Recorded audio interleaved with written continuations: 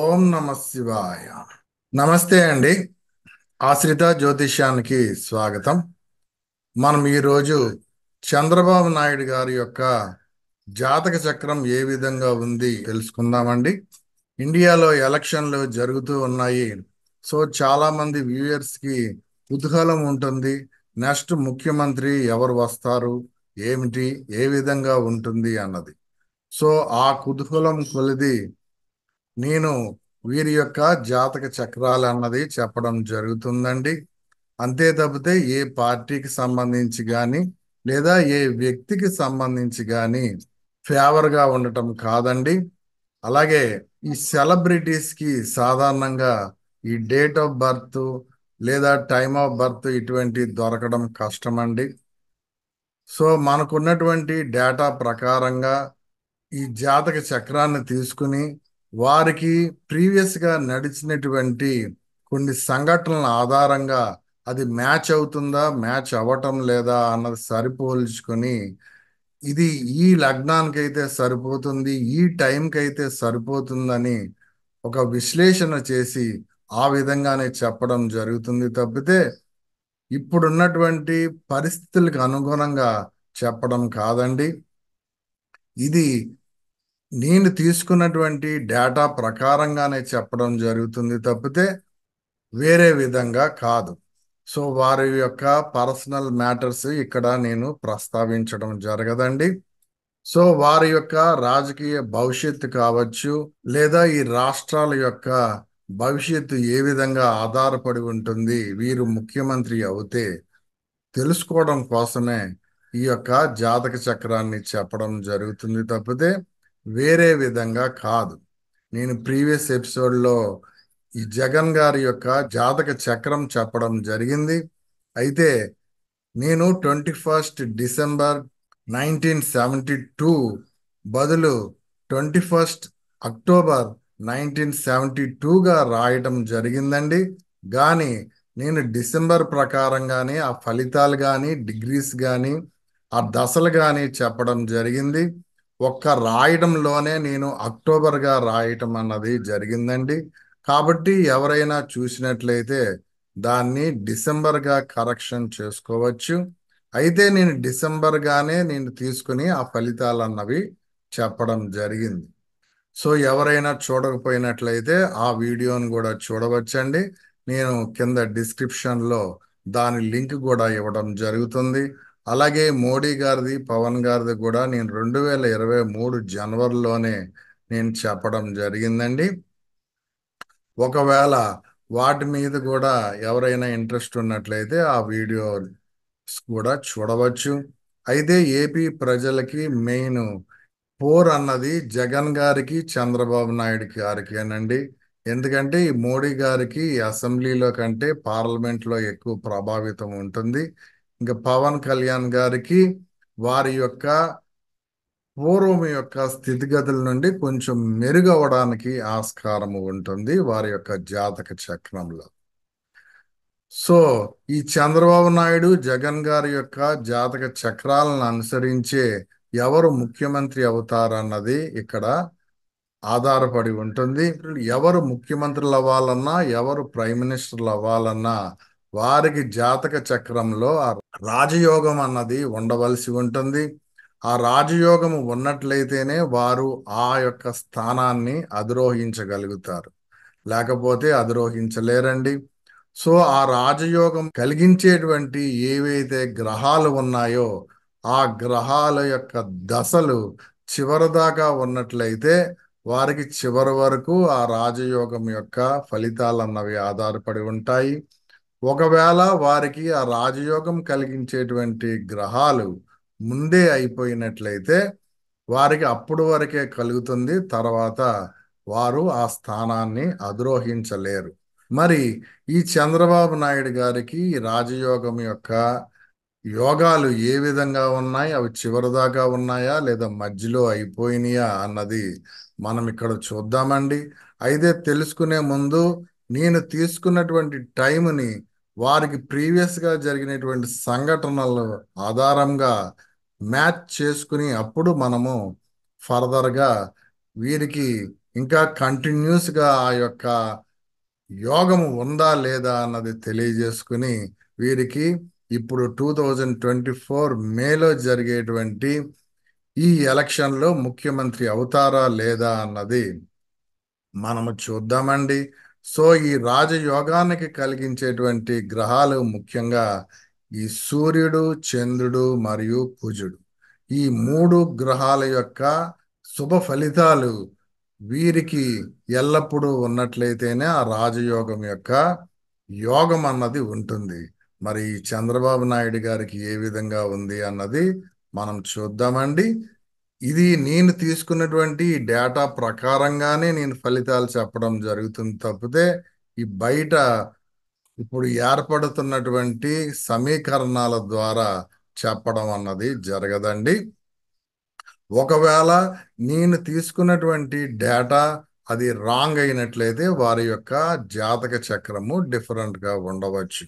అయితే నేను తీసుకున్నటువంటి జాతక చక్రంలో మ్యాక్సిమం అన్ని పాయింట్స్ మ్యాచ్ అయినట్టుగానే నేను చూపించి అప్పుడు నేను చెప్పడం జరుగుతుంది కాబట్టి నేను ఈ డేటాని నమ్ముతున్నానండి.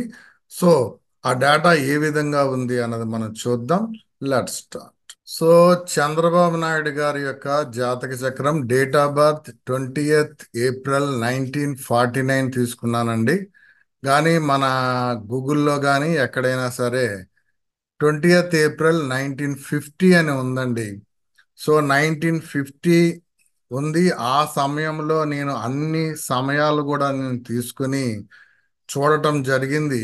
సో ఆ సమయాలలో తీసుకున్నప్పుడు ఆయనకి సీఎం అయ్యేటువంటి యోగ్యత లేదా సీఎం నుండి అపోజిషన్కి వెళ్ళినటువంటి సమయము ఇవన్నీ ఎక్కడ మ్యాచ్ అవ్వడం లేదండి. ఎక్కడో ఒక చోట అవన్నీ పోతున్నాయి. ఇంకా శనిపాలిత లగ్నాలు తీసుకున్నట్లయితే శనిపాలిత లగ్నాలకి అసలు ఈ 2003 2004లో శనీశ్వరుడు ఎంటర్ అవుతున్నాడు దశలు.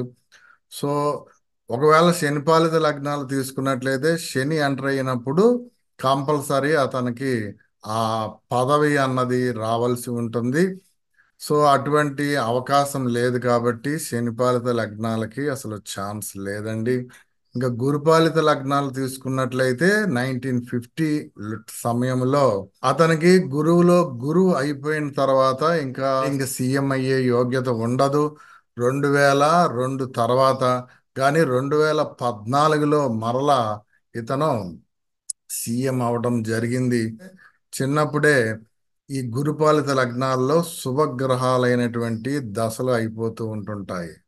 సో గురువులో గురువు అయిపోయిందంటే ఇంక ఇతనికి ఛాన్స్ లేదు. కాబట్టి మళ్ళా సూర్యుడు అంతర్దశ వచ్చినప్పటికీ ఈ 2014లో సూర్యుడు యొక్క అంతర్దశ రాలేదండి 1950 తీసుకున్నట్లయితే. కాబట్టి నేను 1950ని తీసుకోవడం జరగలేదు. సో 1949గా తీసుకోవడం జరిగిందండి.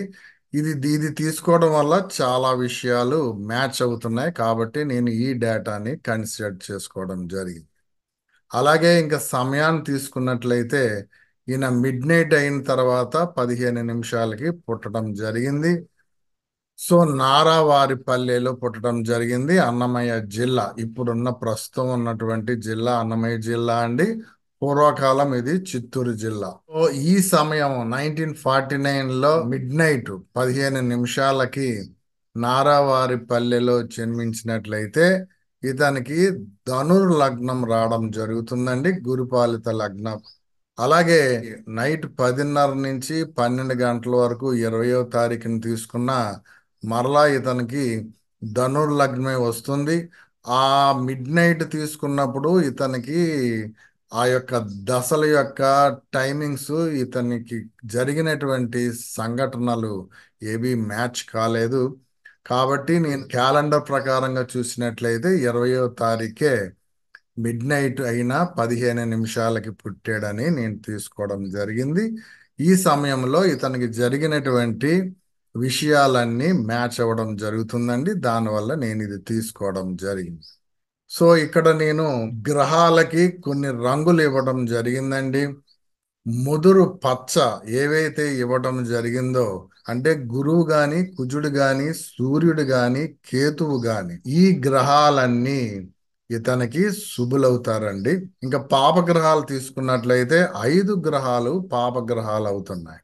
చంద్రుడు, రాహువు, శుక్రుడు, బుధుడు, శని ఈ 5 గ్రహాలు పాపగ్రహాలండి. సో మీకు తెలియడం కోసం నేను ఈ కలర్స్ ని డివైడ్ చేయడం జరిగింది. కీర్తి ప్రతిష్టలు గాని ఏవైనా రావాలి అంటే 10వ స్థానము ఆధారపడి ఉంటుంది. ఈ 10వ స్థానాన్ని ఎవరు చూస్తున్నారండి? కుజుడు చూస్తూ ఉన్నారు. అలాగే గురువు కూడా చూస్తూ ఉన్నాడండి. కీర్తి ప్రతిష్టలు అన్నవి నిలబడాలి అని అన్నట్లయితే ఏ లగ్నానికైనా సరే ఆ శుభగ్రహాలు అన్నవి చూడవలసి ఉంటుంది. అయితే ఇక్కడ గమనించినట్లయితే కుజుడు 29 డిగ్రీల 3 నిమిషాల్లో ఉన్నాడండి. ఇతను చాలా బలహీనంగా ఉండటం అన్నది జరిగింది. 5వ స్థానం మీద ఎక్కువ ప్రభావాన్ని కలిగి ఉంటాడు. అలాగే ఈ 11వ స్థానం మీద ఎక్కువ ప్రభావాన్ని కలిగి ఉంటాడు. అయితే ఇక్కడ గురువుని తీసుకున్నట్లయితే 7 డిగ్రీల 33 నిమిషాలు ఇతను మాత్రం బలంగా 10వ స్థానాన్ని చూడటం జరుగుతుంది. ఇంకా రాజ్యాధికారం కావాలి అని అన్నట్లయితే సూర్యుడి యొక్క గృహమైనటువంటి సింహము ఆధారపడి ఉంటాయండి. సూర్యుడు శుభుడై అవుతున్నాడు. అయితే ఇక్కడ సూర్యుడు చూసుకున్నట్లయితే 6 డిగ్రీల 13 నిమిషాలు. ఈ 5వ స్థానంలో ఎవరెవరు ఉన్నారండి? రాహు ఉన్నాడు. ఈ రాహువు 2 డిగ్రీల 31 నిమిషాలు ఉన్నాడు. ఇంకా శుక్రుడిని తీసుకున్నట్లయితే 6 డిగ్రీల 57 నిమిషాలు. అంటే సూర్యుడికి శుక్రుడికి చాలా టఫ్ ఫైట్ అన్నది జరుగుతుంది. లిటిల్ బిట్ గా సూర్యుడే ఎక్కువగా డామినేషన్ ఉన్నాడు. ఇంకా బుధుడిని తీసుకున్నట్లయితే 13 డిగ్రీలు ఉన్నది. సో ఓవరాల్ గా తీసుకున్నట్లయితే ఈ శుక్రుడిని బుధుడిని సూర్యుడు డామినేట్ చేయడం జరుగుతుంది. ఇంకా రాహువుని తీసుకున్నట్లయితే డిగ్రీల్లో రాహువు చాలా బలంగా ఉన్నప్పటికీ ఈ రాహువుకి ఎదురుగుండగా ఎవరున్నారండి? 11వ స్థానంలో కేతు ఉన్నాడు. సో రాహువుకి కేతువుకి టఫ్ ఫైట్ జరుగుతుందండి. ఎందుకంటే ఈ రెండు ఛాయాగ్రహాలండి. సో ఎవరైతే మెయిన్ గ్రహాలు అంటే రాహువు కేతువు కాకుండా మెయిన్ గ్రహాలు ఏవైతే ఉన్నాయో దాని ప్రకారంగానే వీరు ముందుకు వెళ్ళడం అన్నది జరుగుతుంది. మొదటగా ఇతనికి కేతు మహాదశ అయిపోయినట్లయితే రాహువు చాలా బలవంతుడు అవడం అన్నది జరుగుతుందండి. అలా కాకుండా రాహు అయిపోయినట్లయితే కేతువుకి బలం బాగా పెరుగుతుంది.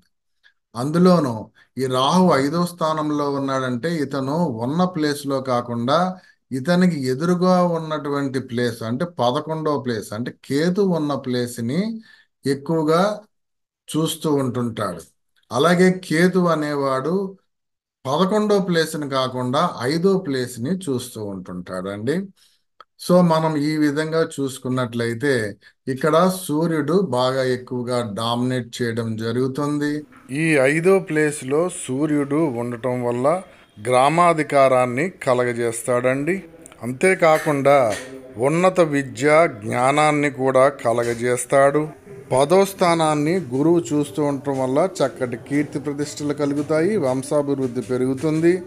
ఇది గురు మహాదశ అయ్యే వరకు ఈ యొక్క యోగం కలుగుతుందండి. అంటే సూర్యుడు అన్నది పరిపాలన దక్షత కలిగేటువంటి సీట్లో కూర్చోబెట్టడానికి ఆస్కారం ఉంటుంది. అయితే సూర్యుడి యొక్క గృహం చూసుకున్నట్లయితే ఇందులో శనీశ్వరుడు ఉన్నాడండి.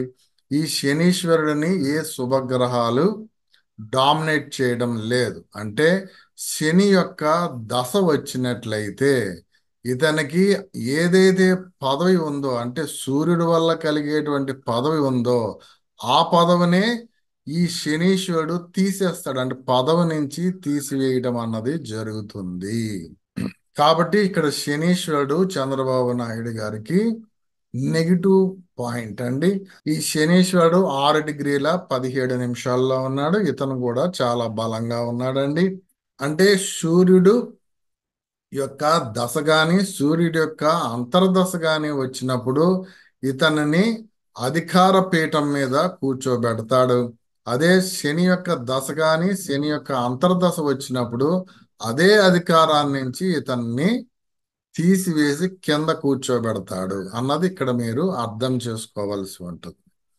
ఇంకా రెండోది తీసుకున్నట్లయితేనండి చంద్రుడు అండి. చంద్రుడు ఉన్నట్లయితే ప్రజా పలుకుబడి బాగా పెరుగుతుంది. ఇక్కడ చంద్రుడు ఏ రంగులో నేను ఇచ్చానండి? పాపగ్రహము. అయితే చంద్రుడు 2 డిగ్రీల్లో ఉండటం జరిగింది. గురువు 7 డిగ్రీల్లో ఉండటం జరిగింది. అంటే ఈ గురువుని చంద్రుడు డామినేట్ చేయడం అన్నది జరిగింది. అంటే ఇతనికి ప్రజా పలుకుబడి అన్నది ఉండదు. ఒకవేళ ఇతనికి ఆ యొక్క దశ అయిపోయినట్లయితే ఈ చంద్రుడి వల్ల కలిగేటువంటి నెగిటివిటీ అన్నది పోతుంది. ఇక్కడ చూడండి, ఇతను పుట్టినప్పుడు సూర్య మహాదశలో పుట్టడం జరిగింది. అంటే సూర్య మహాదశలో పుట్టినాడంటే సూర్యుడి యొక్క దశ పూర్తిగా కాలేదు ఇతనికి. సూర్యుడి యొక్క అంతర్దశ ఎప్పుడు వచ్చినా ఒక 60% బలం అన్నది ఉండిపోతుంది. ఇంకా చంద్రుడు అండి, చంద్రుడు 1952 నుంచి 1962లోనే అయిపోవడం జరిగింది. ఇది చాలా ఉపయోగకరం అండి చంద్రబాబు గారికి. ఎందుకంటే ఇతనికి అష్టమాధిపతి అండి. అష్టమాధిపతి అయినటువంటి చంద్రుడు చిన్నప్పుడే అయిపోవడం జరిగింది. దానివల్ల ఇతను సేవ్ అయ్యాడనే చెప్పాలి. నెక్స్ట్ అష్టమాధిపతి అయిపోయాడు కాబట్టి ఆయుష్కి ఏ విధమైనటువంటి ప్రాబ్లం లేకుండా జరిగింది. ఒకవేళ ప్రాబ్లం ఏదైనా వచ్చినట్లయితే అది చిన్నప్పుడే అతనికి ఏమైనా అనారోగ్య సమస్యలు కానీ ఏమైనా వచ్చి ఉండాలి. లేదా ఒక్కొక్కసారి చిన్న చిన్న ప్రమాదాలు కూడా ఏమైనా జరిగి ఉండాలి చంద్రబాబు నాయుడు గారు. అయితే దశానుకూలత చూసుకున్నట్లయితే ఇతనికి పెద్దగా దశానుకూలత ఏమీ లేదు అనే చెప్పవచ్చు. ఇంకా కుజుడిని తీసుకున్నట్లయితేనండి, కుజుడు 1952 నుంచి 1969లో ఉన్నాడండి. అయితే కుజుడు చాలా బలహీనంగా ఉండటం జరిగింది. సో ఈ సమయంలో ఇతను చదువుకోవడం అన్నది జరిగింది. సో ఈ కుజుడు ఎక్కడ ఉన్నాడండి? 4వ ప్లేస్లో ఉన్నాడు. అంటే ఈయన పుట్టినప్పుడు రైతు కుటుంబంలో పుట్టడం అన్నది జరిగింది. సో భూమికి సంబంధించినటువంటి వ్యవహారాలు ఈయన చేయటం జరిగింది.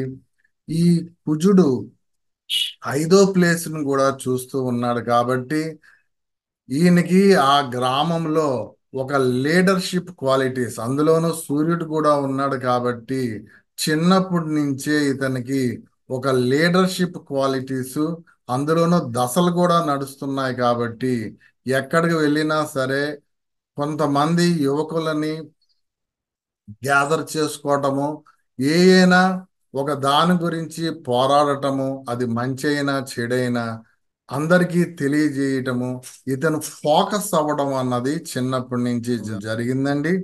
సో ఈయన రాజకీయ ప్రవేశం అన్నది 1970 నుంచే లిటిల్ బిట్ గా రావడం జరిగిందండి.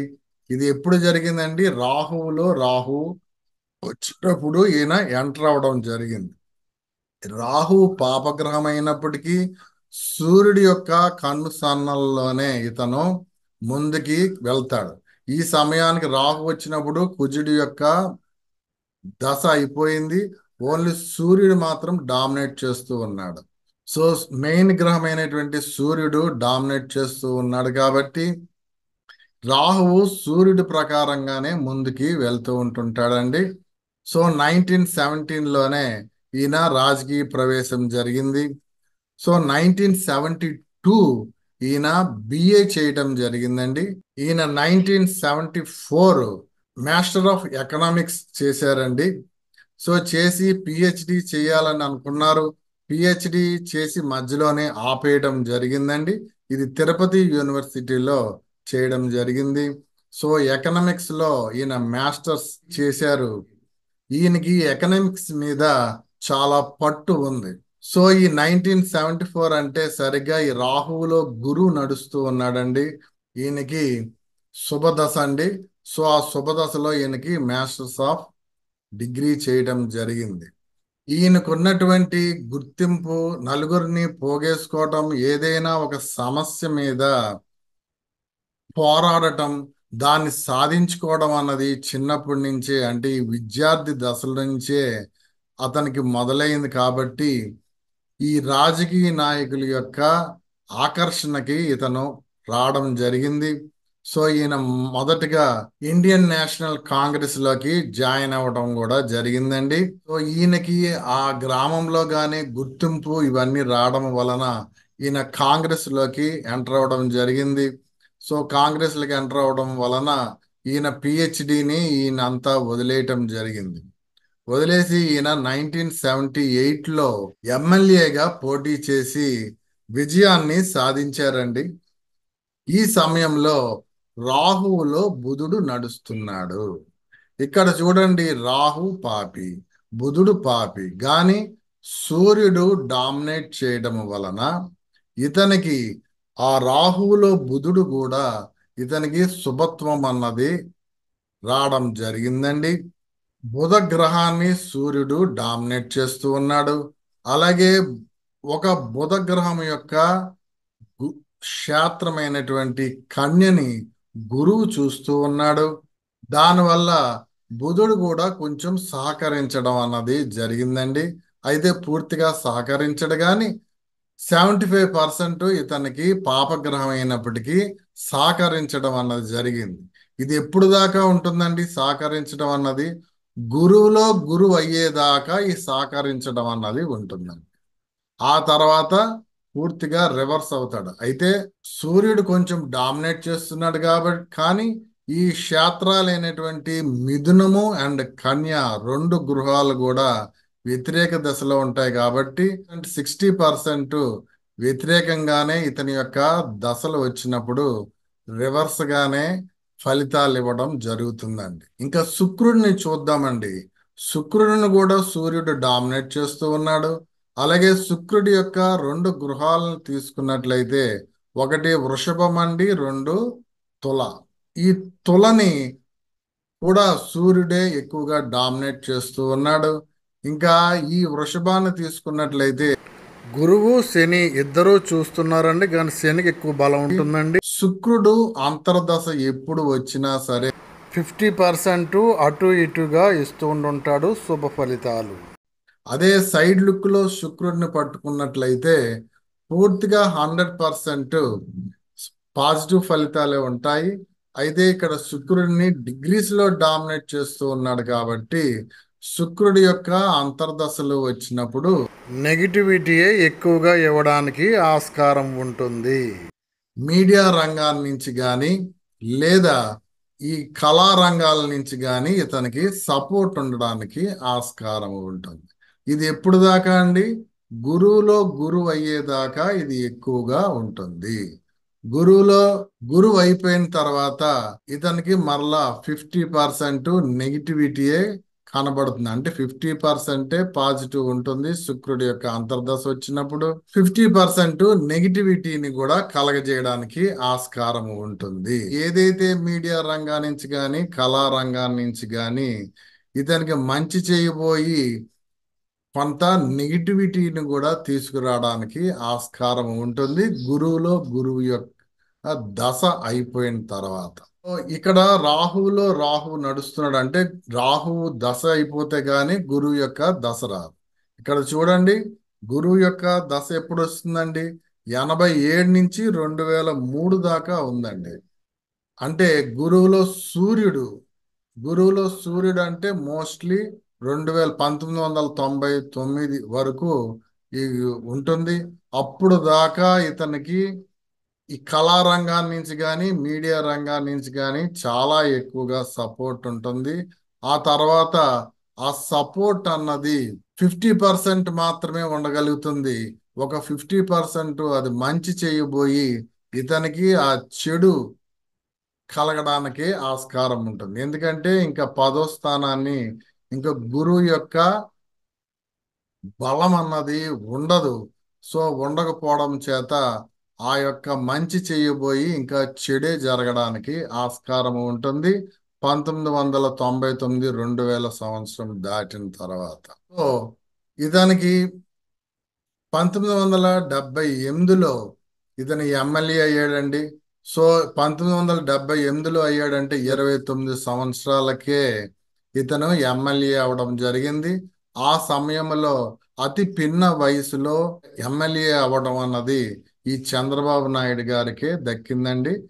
మోస్ట్లీ ఇప్పుడు వేరే వాళ్ళు ఎవరైనా ఇంకా పిన్న వయసు వారు వచ్చి ఉండవచ్చు. జస్ట్ 2 సంవత్సరాల్లోనే ఇతనికి సినిమాటోగ్రఫీ మంత్రిగా ఇతనికి ఆ పదవి దక్కిందండి. ఇది కూడా చిన్నప్పుడే మినిస్టర్ పదవి దక్కడం అన్నది జరిగింది. ఇది 1980లో జరిగిందండి. అంటే ఒక 30-31 సంవత్సరాల్లోనే చలనచిత్ర సంబంధించి మంత్రిగా అవడం జరిగిందండి. ఇది ఎప్పుడు జరిగిందండి? రాహువులో కేతువు. రాహు అంటే నేను ముందే చెప్పాను, సూర్యుడు డామినేషన్ వల్ల రాహు కూడా సూర్యుడు ప్రకారంగానే డిగ్రీస్ బలంగా ఉన్నప్పటికీ సూర్యుడి ప్రకారంగానే నడుచుకుంటూ ఉంటుంటాడు. అందులోనూ ఈ రాహు అయిపోతున్న కొలది రాహు బలహీన పడుతూ ఉంటుంటాడు. కేతు యొక్క బలం పెరిగిపోతూ ఉంటుంటుంది. సో ఈ కేతువు కూడా డామినేట్ చేస్తూ ఉంటుంటాడు. సో సూర్యుడికి సపోర్టివ్ గా కూడా ఉంటూ ఉంటుంటాడు. సో సూర్యుడికి సపోర్టివ్ గా ఉండటం వలన ఈ శుక్రుడు బుధుడు ఉన్నప్పటికీ వీరు డామినేట్ చేస్తూ ఉంటుంటారు. అయితే శుక్రుడు బుధుడు ఒక్కొక్కసారి వీరిని డ్రాగాన్ చేయడం జరుగుతుందండి. ఎప్పుడైతే ఈయన కళారంగానికి సంబంధించి మంత్రి అయ్యారో ఈయన ఎన్టీ రామారావు గారికి పరిచయం అవడం కూడా జరిగిందండి.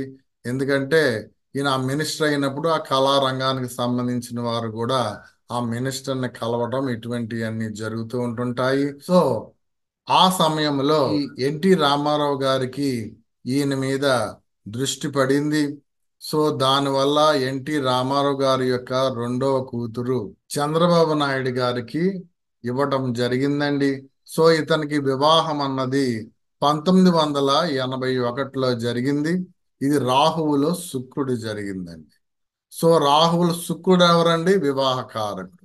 యాక్చువల్ గా శుక్రు యొక్క దశ నడుస్తున్నప్పుడు ఇతనికి వివాహం కాకూడదు. కానీ శుక్రుడు పాపి అయినప్పటికీ సూర్యుడి యొక్క అండంలోను గురువు యొక్క దశ కాలేదు కాబట్టి వీరి ప్రకారంగానే ఇతను నడుచుకోవడానికి ఆస్కారం ఉంటుంది. 85% దాకా అని నేను చెప్పడం జరిగింది. సో దానివల్ల ఇతనికి వివాహం జరగటము, ఇతను ఆ చలనచిత్రానికి సంబంధించి మంత్రి అవ్వడము, ఇవన్నీ ఫేవరబుల్ గా ఈ శుక్రుడు చేయడం జరిగిందండి. సో 1982లో ఎన్టీ రామారావు గారు టీడీపీ ఫామ్ చేశారండి. ఆంధ్రప్రదేశ్కి ఈ అసెంబ్లీ ఎలక్షన్లు 1983లో వచ్చినాయి. సో 1983లో వచ్చినప్పటికీ ఈ నారా చంద్రబాబు నాయుడు గారు ఈ టీడీపీలోకి రాలేదండి. ఆయన కాంగ్రెస్ లోనే ఉండటం జరిగింది. సో ఈ ఎన్టీ రామారావు గారికి అగేనెస్ట్ గానే ఈయన కాంగ్రెస్ తరపున నిలబడటం జరిగింది, అల్లుడుగా అయినప్పటికీ కూడా. అయితే ఆ సమయంలో ఎన్టీ రామారావు గారి యొక్క ప్రభంజనం చేత ఈయన ఓడిపోవడం కూడా జరిగింది. ఆ తర్వాత ఇతను నెమ్మదిగా కొంతకాలానికి కాంగ్రెస్ కి గుడ్ బై చెప్పేసి టీడీపీలోకి రావడం జరిగిందండి. సో టీడీపీలోకి వచ్చి టీడీపీలో చాలా యాక్టివ్ పాత్రని ఈయన తీసుకోవడం జరిగింది. ఈ 1986లో ఎన్టీ రామారావు గారు ఈ నాయుడు గారిని జనరల్ సెక్రటరీగా చేయడం జరిగింది. ఇంకా 1989లో ఈయన టీడీపీ తరపున కుప్పంలో పోటీ చేయడం జరిగిందండి. సో ఆ సమయంలో ఈయనకి గురువులో గురువు నడుస్తూ ఉన్నాడు. ఎమ్మెల్యేగా ఇతను విజయాన్ని సాధించాడు. అంటే ఇతను టీడీపీకి మెయిన్ కాదు, ఎన్టీ రామారావు గారి యొక్క అండర్లో ఇతను పనిచేయడం జరుగుతుంది. ఒకవేళ ఇతనే మెయిన్ అయినట్లయితే గురువులో గురువు నడుస్తున్నాడు కాబట్టి మేబీ టీడీపీ ఫామ్ అయి ఉండవచ్చు. కానీ ఎన్టీ రామారావు గారి అండర్లో పనిచేస్తున్నాడు కాబట్టి ఆ టీడీపీ అన్నది ఎన్టీ రామారావు గారి యొక్క జాతక చక్రం ప్రకారంగా ఉంటుంది. అయితే ఈయన పర్సనల్ గా ఆ సమయాల్లో గురువులో గురువు నడుస్తున్నాడు కాబట్టి ఈయనకి ఆ ఎమ్మెల్యేగా నెగ్గటం అన్నది జరిగిందండి. మరలా 1994లో మరలా కుప్పంలో ఈయన నిలబడటం జరిగింది. మరలా ఈయన ఎమ్మెల్యేగా విజయాన్ని సాధించారు. టీడీపీ కూడా విజయం సాధించడం జరిగిందండి.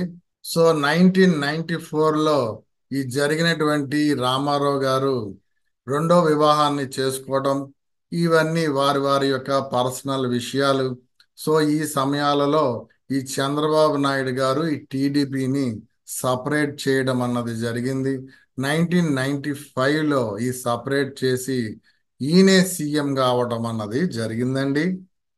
సో 1995 నుంచి 1999 ఈయనే సీఎంగా ఉండటం జరిగింది.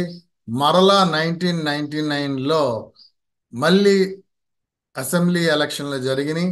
మరలా విజయాన్ని సాధించారు. సో 1999 నుంచి 2004 దాకా ఇతను మరలా సీఎంగా కంటిన్యూస్ గానే ఈయన సీఎంగా అవటం అన్నది జరిగింది. సో ఈ సమయాలలో మీరు చూడండి, గురువులో కేతు గురువులో కేతు అయిపోయిన తర్వాత గురువులో సూర్యుడు అయ్యేదాకా శుక్రుడు సహకరిస్తాడు. గురువులో శుక్రుడు నడిచాడు, తర్వాత గురువులో సూర్యుడు నడిచాడు. గురువులో సూర్యుడు అయిపోయిన తర్వాత ఇంకా శుక్రుడు పెద్దగా సహకరించడండి శుభత్వంగా. తర్వాత గురువులో చంద్రుడు, గురువులో కుజుడు వస్తారు. అయితే చంద్రుడు దశ అయిపోయింది, కుజుడు దశ అయిపోయింది, గురువు కూడా ఈయనకి మోస్ట్లీ వీక్ అయిపోవడం అన్నది జరిగింది. సో దాని ప్రకారంగా ఇతను కూడా నెమ్మదిగా డిటారేట్ అవ్వడం అన్నది జరిగింది. అంటే ప్రజలలో అసంతృప్తి అన్నది స్టార్ట్ అవ్వడం జరిగింది. 2003 2003లో ఇతనికి శనిలో శని మహాదశ రావడం జరిగిందండి. మైండ్ బ్లాస్ట్ అయింది. ఆ సమయానికి ఇంకా ఈయన సీఎం గానే ఉన్నారు, ఇంక చివరిగా ఉన్నారు. అప్పటికే శనిలో శని మహాదశ వచ్చింది. ఈ అలిపిరి దగ్గర ఈ మైండ్ బ్లాస్ట్ అయింది. సో శనీశ్వరుడు ఇక్కడ ఎవరండి? మృత్యువుకి కారకత్వము, విచారానికి, దుఃఖానికి, వీటన్నిటికీ కారకత్వం. అలాగే ఈ శనీశ్వరుడు ఎక్కడున్నాడు? సింహంలో ఉండటం జరిగింది. అంటే పదవి నుంచి తీసేయడానికి ఇతను బాగా ప్రయత్నం చేస్తాడు. అంటే పదవీ భంగాన్ని కలగజేస్తాడు. అందరూ ఇతనిని విమర్శించడానికి ఆస్కారం ఉంటుంది, ఈ శని అంతర్దశ వచ్చినా ఎప్పుడు వచ్చినా. సో అప్పటి నుంచి ఇతనికి నెగిటివిటీ అన్నది బాగా స్టార్ట్ అయిందండి. సో 2004లో ఎలక్షన్లో సీఎం పదవిని కోల్పోయారు. ప్రతిపక్షంలో కూర్చోవడం అన్నది జరిగింది. 2004 నుంచి 2014 వరకు ఇతనికి ప్రతిపక్షమే జరిగిందండి. ఇక్కడ మీరు చూడండి, ఈ శని మహాదశ ఎక్కడి వరకు వచ్చిందండి? 2003 నవంబర్ నుంచి స్టార్ట్ అయిపోయింది, 22 నవంబర్ దాకా ఉంది. సో అప్పుడు దాకా ఈ శనీశ్వరుడు ఏ విధమైనటువంటి పదవిని కలగజేయనివ్వకుండా ఆపుతూ ఉన్నాడు. మరి 2014లో ఇతనికి పదవి వచ్చింది. ఎందుకు వచ్చింది? ఇక్కడ శనిలో సూర్యుడు యొక్క దశ నడుస్తుంది. సూర్యుడు ఎవరండి? పదవిని ఇప్పించగలిగేవాడు. సో శనిలో సూర్యుడు అన్నట్లయితే శని యొక్క బలం అన్నది బాగా తగ్గిపోయిందండి. ఎందుకంటే శనిలో శని, శనిలో బుధుడు, తర్వాత శనిలో శుక్రుడు. సో మెయిన్ గ్రహాలు అయిపోయినాయి. ఇంకా తర్వాత శనిలో చంద్రుడు ఉంటాడు పాపి, కానీ చంద్రుడి యొక్క దశ అయిపోయింది కాబట్టి ఇంకా శనిలో శుక్రుడు ఎప్పుడైపోతే అయిపోయాడో ఇంకా పాపగ్రహాలు వేరే ఏమీ లేవండి. వాటి యొక్క దశలో చంద్రుడు గాని రాహు గాని అయిపోయారు కాబట్టి శని యొక్క బలం ఏమీ ఉండదు. సో శనిలో శుక్రుడు ఎప్పుడైతే అయిపోయాడో ఇతను 2014 కంటే ముందే అయిపోయాడు. సో సూర్యుడికి ఇక్కడ బలం వచ్చింది కాబట్టి జాతక చక్రంలో ఇతనికి బలం రావడము, ఆ పదవిని తీసుకుని కూర్చోబెట్టడము. సో శనీశ్వరుడు సింహంలో ఉన్నప్పటికీ ఏ విధమైనటువంటి నెగిటివిటీని కలగజేయలేకపోవడం వలన ఇతనికి మరల సీఎం పదవి అలంకరించడం అన్నది జరిగిందండి. అయితే ఈ శనిలో సూర్యుడు అన్నది ఈ 2014లోనే వచ్చిందండి. తర్వాత 2015, 2016 అంటే శనిలో చంద్రుడు, శనిలో కుజుడు వస్తారు. సో కుజుడికి చంద్రుడికి వారి యొక్క దశలు అయిపోయినాయి కాబట్టి బలం లేదు. శనీశ్వరుడికి బలం లేదు. సో ఈ సమయంలో 2019 అంటే శనిలో రాహు నడుస్తూ ఉన్నాడండి. ఇక్కడ శనీశ్వరుడికి బలం మాక్సిమం తగ్గిపోయినట్టే. రాహు దశ అయిపోయింది కాబట్టి రాహుకి కూడా ఏమీ లేదు. కాబట్టి ఇక్కడ ఈయనతో కంపారిజన్ చేసుకున్నట్లయితే జగన్ గారి యొక్క జాతక చక్రం చాలా బాగుంది కాబట్టి 2019లో ఆయన సీఎం అవడం జరిగిందండి. సో ఇప్పుడు దాకా మనము ఆయనకి జరిగినటువంటి సంఘటనలు ఏవైతే ఉన్నాయో ఆ సంఘటనలను బేస్ చేసుకుని ఆ సమయంలో వీరికి ఏ దశలు నడుస్తున్నాయి, వారికి ఏ దశలు ఎంత బలంగా ఉన్నాయన్న దాన్ని బట్టి మనం మ్యాచ్ చేసుకుని చూసుకోవడం జరిగిందండి. సో దీని ప్రకారంగా ఈ మ్యాచ్ అవుతున్నాయి కాబట్టి నేను ఇక్కడ ధనుర్ లగ్నాన్ని తీసుకోవడం జరిగింది. మరి ఫ్యూచర్లో ఈయన ముఖ్యమంత్రి పదవిని అలంకరించగలుగుతారా అన్నది ఇక్కడ మెయిన్ క్వశ్చన్. ఇక్కడ ఏమైపోయిందండి, శుభ దశలు మొత్తం అన్ని అయిపోయినాయి. ఒక్క సూర్యుడు మాత్రమే ఉండిపోయాడు. కేతు ఎలాగూ ఉంటాడు. అయితే ఈయనకి ఓన్లీ సూర్యుడు కేతు మాత్రమే సహకరించడం అన్నది జరుగుతుంది. శుక్రుడు బుధుడు శని కూడా అయిపోయాడు కాబట్టి ఓన్లీ బుధుడు శుక్రుడి నుంచి ఈయనకి రివర్స్ గా ఫలితాలు రావడానికి ఆస్కారం ఉంటుంది.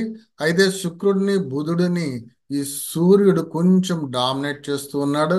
బుధుడిని కొంచెం ఎక్కువ డామినేట్ చేస్తున్నాడు కానీ ఈ శుక్రుడితో మాత్రం చాలా టఫ్ ఫైట్ ఉంటుందండి. ఎందుకంటే వారికి డిగ్రీల్లో పెద్ద తేడా అన్నది ఏమీ లేదు.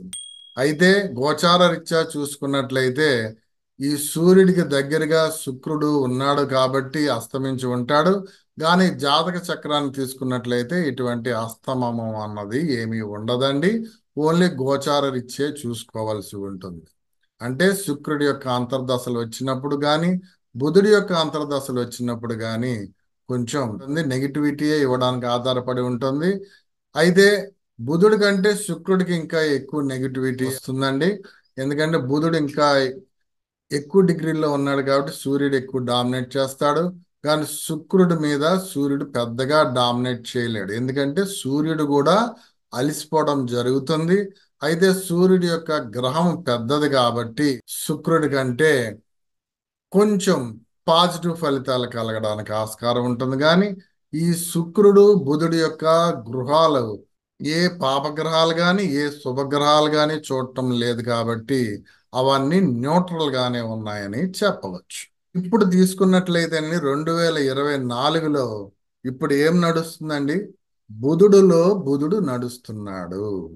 ఈ బుధుడులో బుధుడు ఎప్పటి నుంచి స్టార్ట్ అయిందండి, నవంబర్ 2022 నుంచి ఈ ఏప్రిల్ 2025 వరకు బుధుడులో బుధుడు నడుస్తున్నాడు.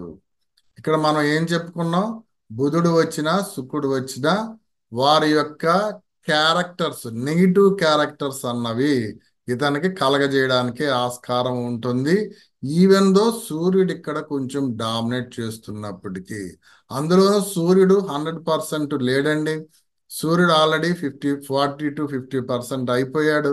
50% బలాన్నే కలిగి ఉన్నాడు కాబట్టి ఇక్కడ బుధుడు కొంచెం ఎక్కువ నెగిటివిటీనే ఇవ్వడానికి ఆస్కారం ఉంటుంది. ఈయన్ని తీసుకున్నట్లయితే 2023లో ఈయనకి స్కిల్ డెవలప్మెంట్ కేసులో ఈయన్ని అరెస్ట్ చేయడం జరిగిందండి. సో ఈయన రాజమండ్రి జైల్లో ఈయన కొన్ని రోజులు ఉండటం జరిగింది. ఇదంతా బుధుడు కలిగించినటువంటి వ్యవహారాలే అని చెప్పవచ్చు. సో ఈ సమయంలోనే ఇతనికి 2024లో ఎలక్షన్లు జరుగుతున్నాయి. సో 2024లో ఎలక్షన్లు జరుగుతున్నాయి. ఇక్కడ చూసుకున్నట్లయితే బుధుడిలో బుధుడు నడుస్తూ ఉన్నాడు. సూర్యుడు కొంచెం ఈయనకి పాజిటివ్గా ఇవ్వడానికి, కేతు కొంచెం పాజిటివ్ ఇవ్వడానికి ఆస్కారం ఉన్నప్పటికీ బుధుడు ఎక్కువగా నెగిటివిటీ ఇస్తున్నాడండి. ఈ దశ కానీ అంతర్దశ కానీ చాలా ఎక్కువగా ప్రభావాన్ని కలిగి ఉంటుంది. కాబట్టి 2024లో ఈయనకి జాతక చక్రం ప్రకారంగా పాజిటివ్ ఫలితాలు అన్నవి లేవు అని చెప్పవచ్చు. మరి గోచార రీత్యా చూసుకున్నట్లయితేనండి, గోచార రీత్యా ఇప్పుడు మే 13 ఎలక్షన్లు జరుగుతున్నాయండి. సో మే 13 ఎలక్షన్లు జరుగుతున్నాయంటే సూర్యుడు మేషంలోనే ఉన్నాడండి, ఇక్కడే ఉన్నాడు సూర్యుడు కూడా. కానీ మే 13 వచ్చిందంటే చాలా బలహీనంగా, అంటే చివరి డిగ్రీస్ లోకి వచ్చేస్తాడండి. సో ఇతనికి సూర్యుడికి బలం లేదు. ఇక్కడ సూర్యుడు పాజిటివ్ అయినప్పటికీ సూర్యుడు ఇక్కడ బలం ఉండదు. సో అందులోనూ శనీశ్వరుడు చూస్తున్నా, ఇది శని మహాదశ అయిపోయింది అనుకోండి. సో మే 13 ఆ సమయానికి మరలా బుధుడు ఇక్కడికే వస్తాడండి గోచార రీత్యా చూసుకున్నట్లయితే. సో ఇతనికి గోచార రీత్యా కూడా బలం లేదు అని చెప్పవచ్చు. జాతక చక్రం ప్రకారంగా గాని గోచార రీత్యా ప్రకారంగా గాని బలము చాలా తక్కువగా ఉంది అని చెప్పవచ్చు. సో తక్కువగా ఉన్నప్పుడు మనం ఏం చేయాలి? మనకి ఒక్క ఈ జాతక చక్రం ప్రకారంగానే కాదు కదండి, మనం చేస్తున్నటువంటి కృషి మీద కూడా ఆధారపడి ఉంటుంది. మనం ఎంతగా చేస్తున్న కృషికి కూడా అవి వెనకకి లాగుతూ ఉంటుంటాయి అనేక రకాలుగా. ఎలా లాగుతూ ఉంటుంది? శుక్రుడు బుధుడు వల్ల. అంటే మీడియా ఒక రకంగా ఇతను పుష్ చేద్దామని ఇతను ముందుకు తీసుకెళ్తుంటే అందులోనే ఇతనికి రివర్స్ అవ్వడానికి ఆస్కారం ఉంటుంది. అంటే ఓవర్గా ఇతనిని చూపించడం వలన ఆంధ్రప్రదేశ్లో ఉన్నటువంటి ఈ ప్రజలని అది నమ్మించలేకపోవచ్చు. కాబట్టి మీడియా ఎంత పుష్ చేస్తున్నప్పటికీ అది ఒక్కొక్కసారి రివర్స్ అవ్వడానికే ఆస్కారం ఉంటుంది. అలాగే బుధుడు కూడా గోచార రీత్యా మేషంలోకి రావడం జరుగుతుంది. బుధుడు నడుస్తూ ఉన్నాడు. కాబట్టి ఇతనికి బలము చాలా తక్కువగా ఉందండి. అయితే మనము ఈ జాతక చక్రము ఈ డేటా ప్రకారంగానే ఇక్కడ జాతకం చెప్పడం జరుగుతుంది. ఒకవేళ ఈ డేటా ప్రకారంగా అతని date of birth, place of birth and time of birth కాదు అని అనుకున్నట్లయితే మేబీ అది మారుతుందండి. అంతే తప్పితే ఇక్కడ ఉన్న డేటా ప్రకారంగానే చెప్పడం జరుగుతుంది తప్పితే ఇప్పుడు ఈ ఆంధ్రప్రదేశ్లో వచ్చేటువంటి సమీకరణాలను బేస్ చేసుకుని చెప్పడం జరగదు. అది రాజకీయ విశ్లేషకులు చెప్తారండి.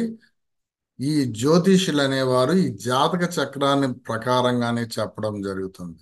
ఇది ఈ డేటా ప్రకారంగానే ఈ సిబిఎన్ గారికి కొంచెం నెగిటివ్ గానే ఉండడానికి ఆస్కారం ఉంది.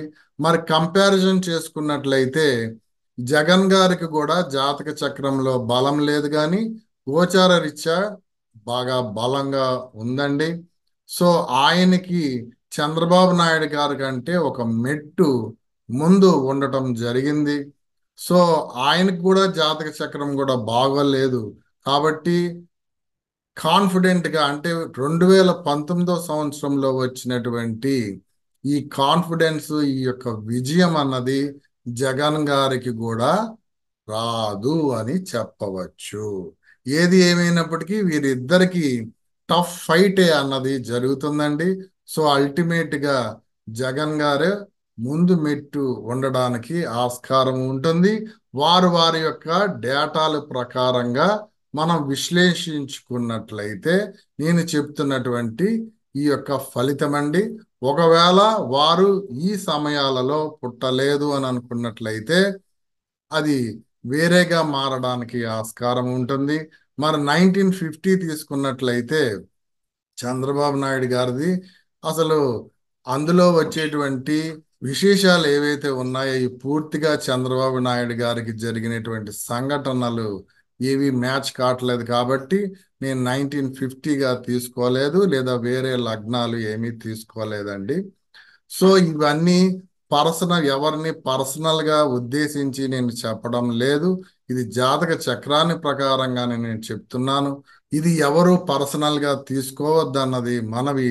దాని ప్రకారంగా ఇష్టం వచ్చినటువంటి కామెంట్స్ చేయవద్దన్నది కూడా నేను మనవి చేస్తూ ఉన్నాను. ఈ వీడియో మీకు నచ్చినట్లయితే లైక్ చేయండి, షేర్ చేయండి, సబ్స్క్రైబ్ చేయని వారైతే సబ్స్క్రైబ్ చేయండి. ఈ వీడియో మీద మీకు ఏవైనా సందేహాలు ఉన్నట్లయితే కింద కామెంట్స్ రూపంలో ఇవ్వండి. See you next video. Namaste.